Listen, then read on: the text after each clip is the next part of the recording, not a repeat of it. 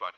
My name is Tafim Javed Qadri and I'm going to be talking about the Machine Learning Foundations for Project Managers course and specifically talking about the project which is to model and predict the electrical energy output of a combined cycle power plant.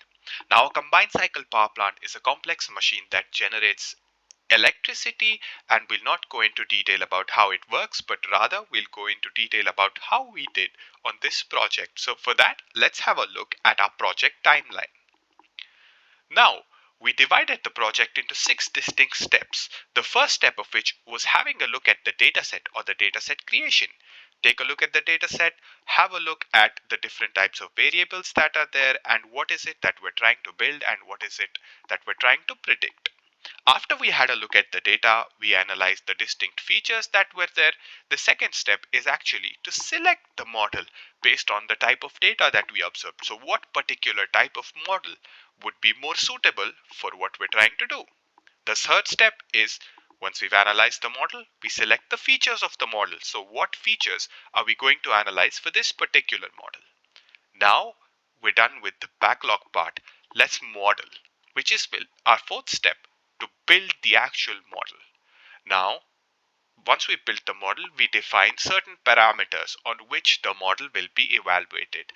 In our case, we selected the root mean square error. I'll go more in depth about it later on.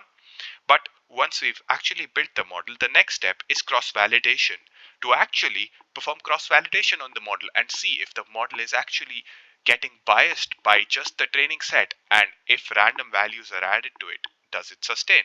And finally, once the cross-validation is done, we go for model evaluation. Now, I know this sounds a lot complex, but let's have a look at it step by step now and let's see how we did.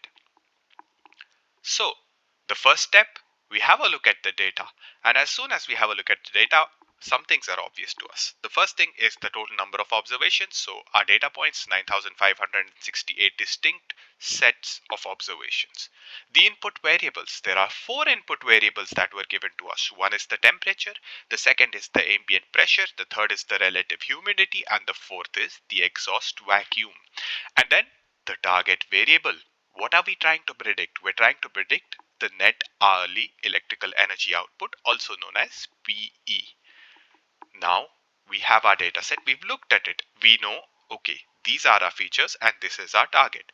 How do we go about it? Well, before actually building the model, we split our data. We split our data into 3 distinct sets: the training set, the validation set, and the test set.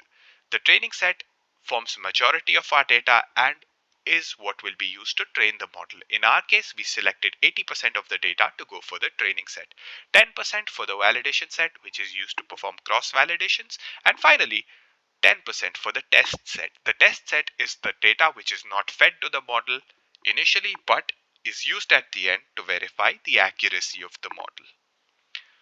Once we've divided our data into 3 distinct parts, it's also important to have a look at how our features actually affect our output variable. And for that, we actually checked and we realized that, okay, ambient temperature and exhaust volume are 2 of the most significant features, while pressure and relative humidity not so much. Now this can be done by multiple methods. We used Google's AutoML, which actually did it for us, but you can do it by performing linear regression on the features as well. So we have all this data. We know that there are 4 distinct features. We know what we're trying to predict. We know what the significance of each feature is. The next step, selecting what model to build.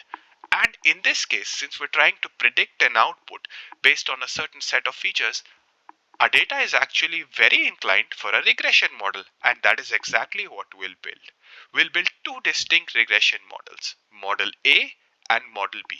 Now, Model A will have all of the 4 features that are in the data. So temperature, ambient pressure, relative humidity, and exhaust vacuum. While Model B will have just the 2 significant features that we just checked. So just the temperature and the exhaust vacuum. Now both the models will be evaluated for their root mean square error values in order to check the accuracy of the models. And let's check it. So we check our errors. Now as we discussed, we built both Model A and Model B, and then we check them for root mean square error. But here actually, we checked them for all the different errors and we realized that model A is actually performing better than model B in all the distinct errors. So the mean average error, the mean average percentage error, the root mean square error, and the root mean square logarithmic error. Now, just for our purposes, because we had decided initially that our criteria for judging the models was going to be root mean square error, let's have a focus on the root mean square error, and we can see that model A has a lesser root mean square error of 3.401, while model B has a higher root mean square error of 3.993, which is very close to 4.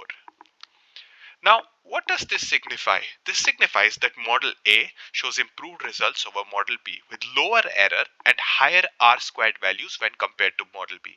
Now, the R squared values were not discussed with the error.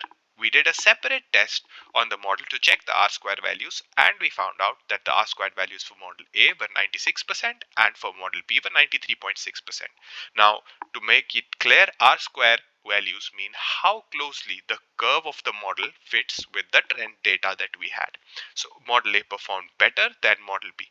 However, it is very important to note that this performance does come at a cost of computational resources, and it's not always optimal to select all the features to build a certain model. In our case, it was feasible because the number of features were lesser and all of the data did have a significant effect, some more than the others, but it was possible to do that. Now, finally, let's have a look at what we did in a nutshell. So, we built regression models to predict the electrical energy output for combined cycle power plant. We built two distinct models, Model A and Model B, with different number of features for each model. The data was split into three different sets with an 80-10-10 ratio between training, cross-validation and test sets. And finally, the models were evaluated on the basis of root mean square errors, and the performance of Model A was found to be better than the performance of Model B. And with that, we come to the conclusion that in our specific case, a regression model was the right fit, and actually selecting all the features helped us improve our model. And with that, I thank you for listening to my presentation and I look forward to your feedback. Thank you very much for listening. My name is Tafim Javed Qadri.